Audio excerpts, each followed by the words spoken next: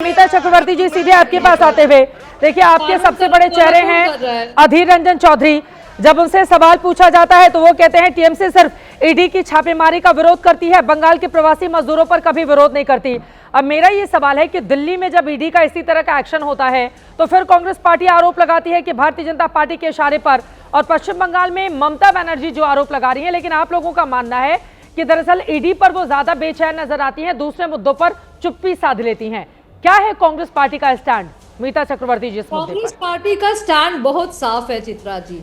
ये मैं बता दूं कि ईडी का जो कन्विक्शन रेट है वो 1.5% की तरह है। अगर आप 2014 की 1 अप्रैल से 2025 30 नवंबर का डेटा देख ले, पीएमएलए एक्ट के अंडर 6,444 केसेस में रजिस्टर्ड और कन्विक्शन हुआ है सिर्फ 120 केसेस में। तो इतना low conviction rate in itself tells you a tale story कि ईडी नॉन सीरियस है और बीजेपी भी नॉन सीरियस है।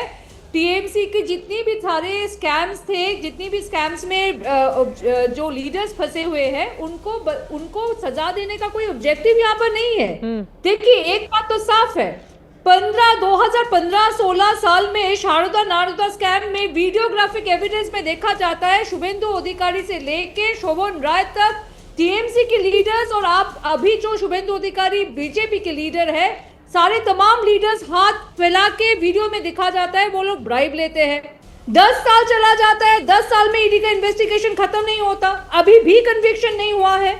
पार्थो चैटर्जी अभी बेल में बाहर है, उनके घरों से, उनकी गर्लफ्रेंड के घर से 50 करोड़ रुपया सीज किया गया था, उनके खिलाफ कुछ नहीं एक्शन लिया जाता है। हाँ। तो फैक्ट है, ईडी को सिर्फ एक पॉलिटिकल हथियार की तरह बीजेपी इस्तेमाल करते हैं, पॉलिटिकल टूल ऑफ नेगोशिएशन बन के रह गया है। ठीक है, कोई भी सच में जांच नहीं हो रहा है, कोई भी करप्शन स्कैम का जांच यहाँ पर हो ही नहीं रहा है। नंबर 1। हाँ। नंबर 2, अगर चीफ मिनिस्टर खुद पहुंच जाती है और वहां से लैपटॉप उठा के, हार्ड डिस्क उठा के, फाइल्स उठा के चले जाते हैं, आईपैक एक प्राइवेट ऑर्गेनाइजेशन है, even if they were doing the digital campaign for TMC, मुख्यमंत्री खुद पहुंच जाती है और ईडी के लोग वहां पर चुपचाप बैठे रहते हैं।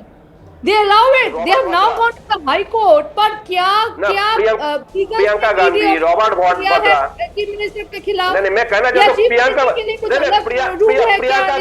ठीक है, लेकिन ईडी जब कार्रवाई करती है तो दिल्ली में भी हमने देखा है कांग्रेस पार्टी के कार्यकर्ता सड़कों पर उतरकर हंगामा करते हैं। ठीक है, मैं सीधे आपके पास आते हुए अब विजेश अवस्थी जी, और इस वक्त आदिल हसन जी भी हमारे साथ, प्रवक्ता एआईएमआईएम के जुड़ चुके हैं। ठीक है, अब विजेश अवस्थी जी, लेकिन पलटकर ये सवाल पूछा जाएगा कि जब 6 साल पुराना मामला है तो चुनाव के 2 महीने पहले ही ईडी इतनी ज्यादा एक्शन में क्यों आ जाती है अपने देश ही? और बीजेपी अत्याचारी है, हमला करने वाली पार्टी है, मुझे हमले की आदत पड़ गई है, इन लोगों को मुंहतोड़ जवाब दूंगी, ममता बनर्जी की ओर से ये जवाब सामने आया है। अपनी जेशी चित्रा जी, आपने एक लंबी चौड़ी लिस्ट बताई कि कब कब ममता बनर्जी और ममता बनर्जी की सरकार ने, वहां में उस पार्टी ने केंद्रीय एजेंसियों के काम में दखलंदाजी की है, और इतनी ज्यादा की है कि जो किसी भी लोकतांत्रिक व्यवस्था में स्वीकार्य नहीं हो सकती। एक नाम फिर भी आपने छोड़ दिया, संदेश खाली का। संदेश खाली में जिस तरीके से वहां पे हिंसा हुई, सीबीआई के अधिकारी गए, उनके साथ जिस तरीके का व्यवहार हुआ, हम सब लोग जानते हैं। ये कोई पहली बार कल नहीं हुआ, कल लगातार हो रहा है।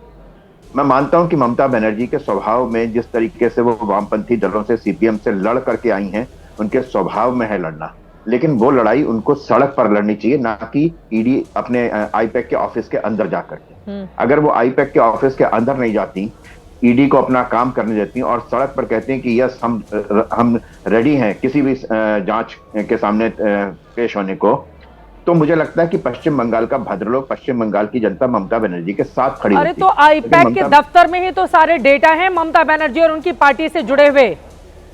मैं एक बात बताइए चित्रा जी, ऐसा कौन सा है जो टीएमसी के कार्यालय में होना चाहिए ना? और ये बात आईपैक को बचानी चाहिए ना? ममता बनर्जी कैसे पहुंच जाएंगी वहां पर? एक चुना हुआ मुख्यमंत्री जो है, एक केंद्रीय एजेंसी के काम करने में जाकर के जिस तरीके से वो डालती हैं, या आईपैक को करना चाहिए ना। आईपैक हाई कोर्ट में कहीं भी जाता वो और कहता कि हमारे काम में, जिस तरीके के हमारे काम है उस तरीके में ये ईडी इस तरह नहीं आ सकती, या ये हमारी प्राइवेसी को वो फॉलो कर रहे हैं, जो चीज हमारी है आईपैक डिफेंड करेगी ना। Why should Mamata Banerjee defend? और ये तो पहली बात नहीं, और आपने बताया और सबने कहा, संजय सरकार जवाब नहीं दे पाए। हाँ। किसी भी तरीके से जवाब नहीं दे पाई कि वो पार्थ चटर्जी के घर वो 50-52 करोड़ रुपए आया कहां से था, कहां से आया था, ये आज तक जवाब नहीं मिला। अरे जांच पूरी नहीं हुई, लेकिन सामने तो लोगों के सामने तो नोटों की गड्डियां दिखाई देनी थी और शिक्षा मंत्रालय के पैकेट बंधे हुए नोट नजर आ रहे थे। ये बात तो सच है ना।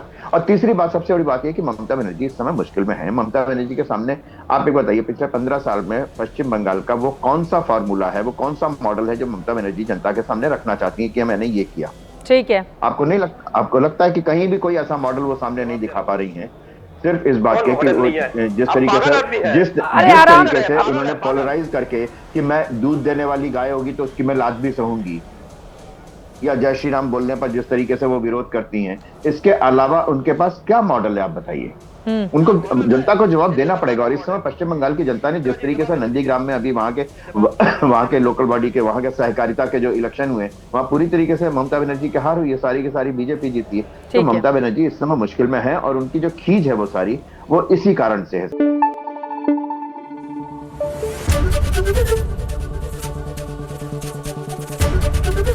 एबीपी न्यूज आपको रखे आगे।